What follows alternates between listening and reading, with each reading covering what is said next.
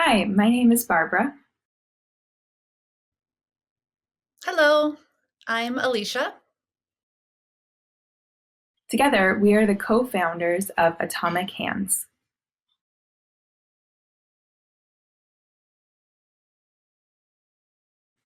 Today's presentation is focusing on early childhood, youth, and how early exposure to STEM concepts will allow for a more positive relationship to STEM identity.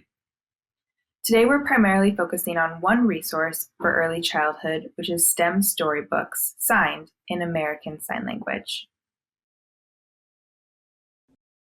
We have several things on our agenda today. We want to explain a little bit about what Atomic Hands does, also what a STEM accessibility looks like for young deaf children. We will talk about ASL STEM storybooks. We will discuss a little bit on STEM comprehension and inclusion for deaf children. And we will also touch on some of our bilingual material as well as STEM-focused resources. On this slide is the Atomic Hands mission statement. Previous to forming Atomic Hands, Alicia and I were both PhD students. We experienced similar struggles navigating primarily hearing academia as deaf students.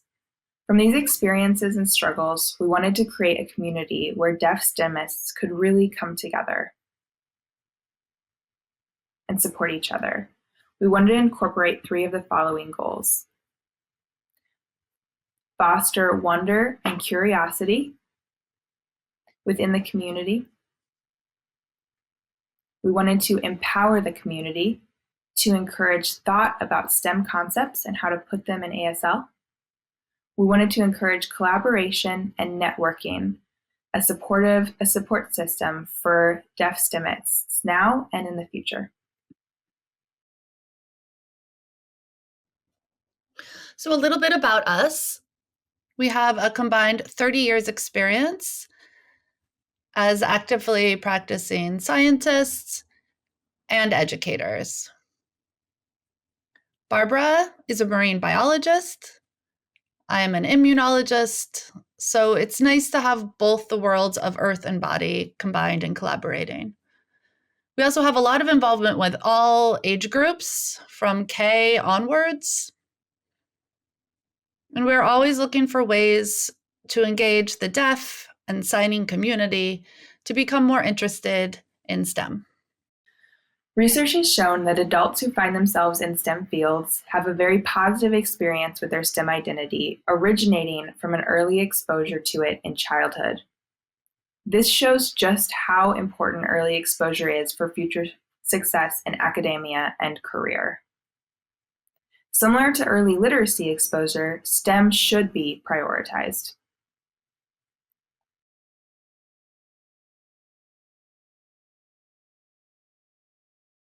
Deaf children present a different challenge. Most deaf children are born to hearing parents who don't sign at home. Children with any level of hearing loss don't have access to 100% of the spoken language, meaning that the real visual sign language is what's more accessible to them. 70% of deaf children don't have access to ASL, meaning they don't have 100% access to the incidental language exposure. And they're deprived of the full access that can provide. So how do we make sure that children have full access? Through ASL. Also, we always say that children are born scientists. They are actively exploring. But what happens to a deaf children when they don't have access? Their ability to explore is dramatically reduced. And we see that reflected in the data. When we look at the number of deaf adult STEMists, it's only 0.15% of the general population. That is significantly less than what is found in the hearing community. So there is language deprivation and disparity. So how do we address this disparity? We have collaborated with a publishing company called Science Naturally to make storybooks. They have different STEM storybooks that they offer. We decided to pick one and start with it called Atoms. We brought in a deaf naturalist and wildlife photographer named Michael Stultz to sign this story.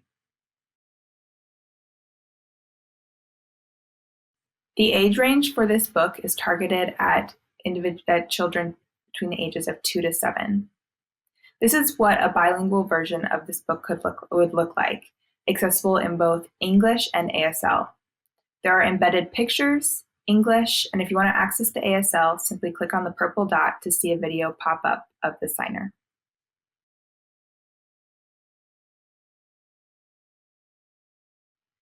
Say hello to the atoms who built everything you see.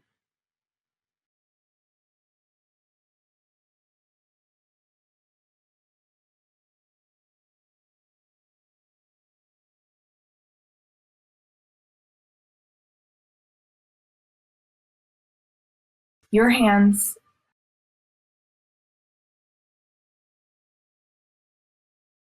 this book, the air, giraffes,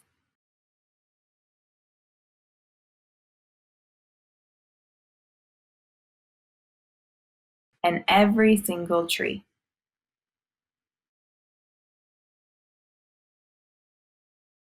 So the video you just saw shows how the English sentence can be translated into ASL and becomes a story.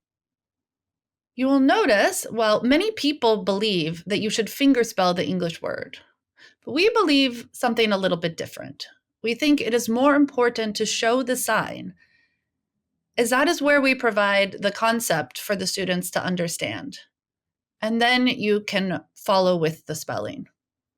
We believe strongly in a bilingual approach that includes both ASL and the English spelling of the word. In the next video, you will see an example where you see the sign and then it is spelled, creating access to both languages.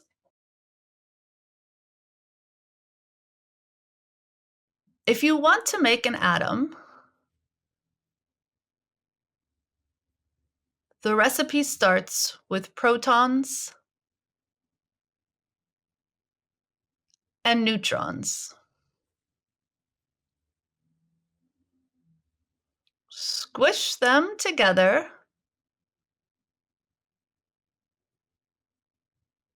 Use high heat and sprinkle in electrons.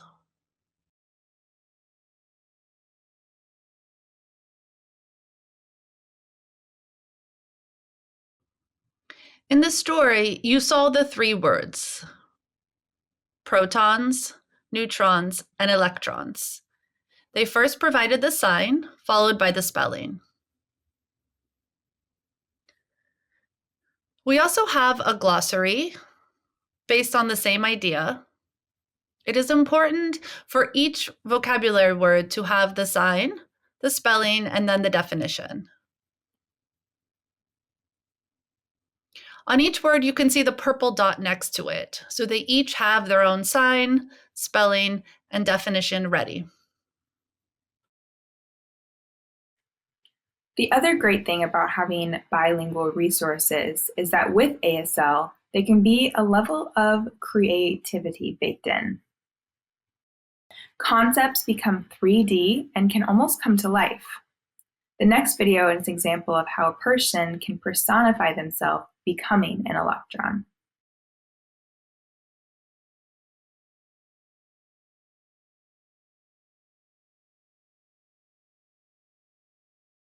See how neat that video is? You can really catch the elements of an electron visually. It naturally just draws you in and is very engaging.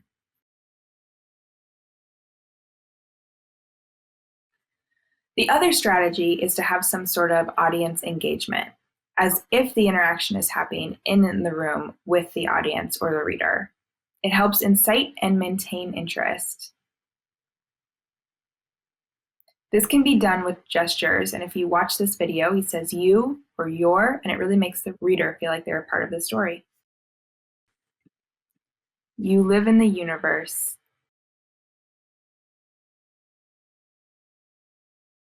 And the universe lives in you. If you notice, Michael repeats you again and again to help with the feeling of engagement. He also maintains eye contact. This is one example of one of our storybooks. We have storybooks for older children that specifically focus on women in different fields of STEM. This example is Women in Biology. It shows a deaf woman who's signing. You can see the woman in the bottom left-hand corner. That's Dr. Kim Dodge, who is a deaf vet. The other book we have is Women in Botany. The signer for this is Dr. Amy Sanko, who is a deaf woman herself in the field of botany. The third book we have is Women in Engineering. And this is signed by Joanna Lucht, who is a NASA engineer. Next, we have Women in Physics. For this, we have a deaf data engineer signing, whose name is Brianna Harold. We also have more books coming soon, focusing on protons and neutrons. That should be released later this fall or early winter, so we're looking forward to that.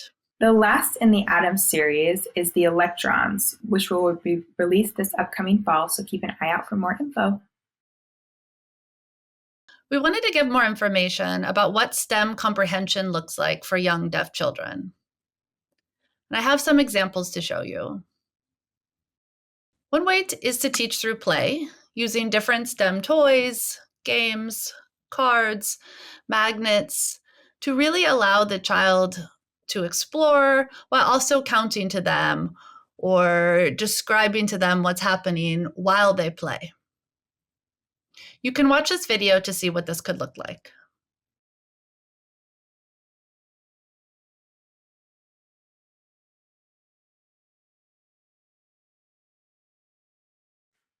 Whether you are in your home or classroom, you can always incorporate nature and the use of our 5 senses for teaching STEM concepts.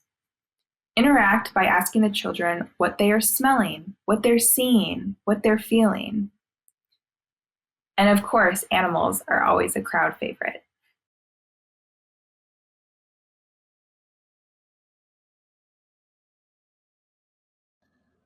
Another really important thing to remember for deaf children is peer interaction with other deaf children.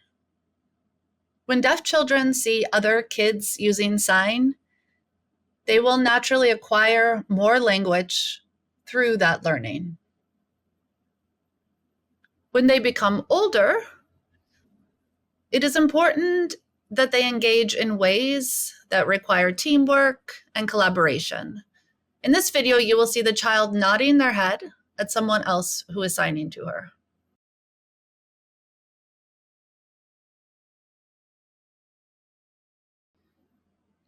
You can see in the background a girl signing, "Pet it softly, pet it softly." And then after she pets, she says, "Thank you."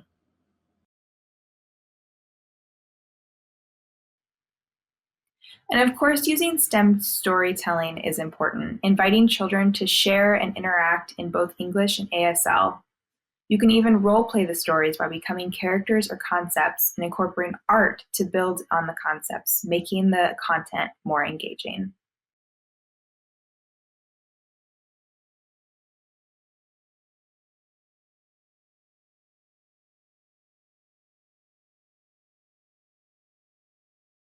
And finally, we have field trips. When people think of field trips, they often think of children's museums or science museums, but it can also be places like local farms, urban gardens, really anything that the children may take interest in. If you are a new signer, you can learn signs before you go on the trip, And then as a family, you can put those signs into use with explanation as you go along.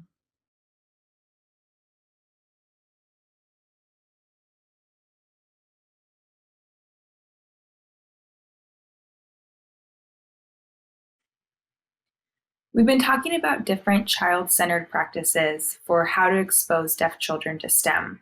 So now we want to show you what that looks like in practice. This is a video of Joveline, age 2, who is the next future deaf STEMist. You can see their natural curiosity is already there. Science, technology, engineering, mathematics.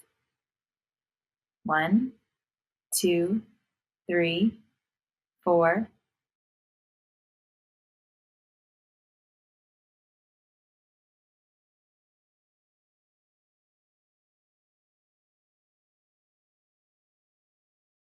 Yellow, green, red, purple.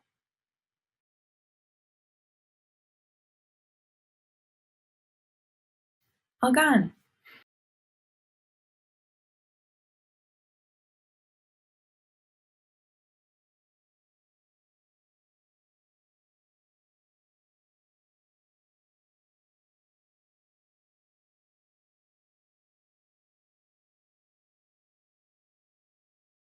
Joveline is a perfect example of a child who's already doing early mathematics, like counting, then also naming colors and making connections between cause and reactions. This is all possible because of early STEM exposure and literacy. It goes to show that it's important to start exposure very young. So if you're curious about what Atomic Hands recommends or does, we have a list here of different opportunities. One thing is to read and sign with our storybooks for different age groups and ages. We have many different videos that you can watch to get inspiration for engagement with children. We have resources and dictionaries. So if you're interested in seeing what other deaf organizations sign for STEM-based words and vocabulary, you can look at our website. If you also are looking for any deaf events in your area related to STEM, if they have informed us of them, they will be posted there. And we also have a Deaf STEMist network. Any deaf STEMist from anywhere in the world can sign up and join. So if you're looking for someone who knows to collaborate maybe with computer science, you can find it on our roster and reach out and connect with other STEMists.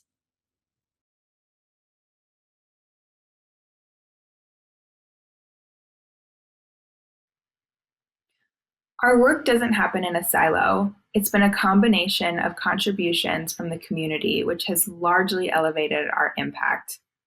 We've been able to make over 140 ASL STEM videos, have a network of over 90 deaf STEMists, posted over 85 news and events, have 40 plus resources on our website, and now 5 ASL STEM storybooks. We have a large collection of ASL STEM resources and will continue to grow our reach with new storybooks and also a new project, many STEM courses for you yourself to learn STEM.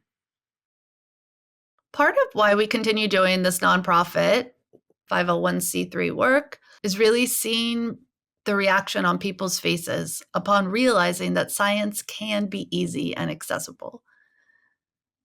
We've received reviews from people such as a 75-year-old who watched our videos about being eco-conscious and started adopting those practices they learned. We had a 12-year-old student who previously hated science, who after watching our videos realized that they actually liked it. Many of our members report that they had wished that they had these resources, as it would have made them like science more. So these are the reasons why we continue doing this work. Atomic Hands does a plethora of things, much of what we've named, and more as well. One of our resources that we provide is English to ASL translation for any of your STEM content. We also provide training and consultation. So if you, your organization, or company needs advice on engagement with deaf within the STEM field, or how to create a deaf-friendly environment, or in developing resources, we are here to help. We also provide resource development. We're happy to provide consultation and get involved for any videos or content you want to make available as resources in American Sign Language. So thank you for watching our presentation. I hope you learn more about how to engage with deaf children in providing language and access for future STEM participation. If you want to learn more about our storybooks, videos, and our resources, you can go ahead and use these QR codes here. If you want to reach out to us, to talk, to collaborate with us, to partner, feel free to email hello@atomichands.com. You can also find us on our various social media platforms at Atomic Hands.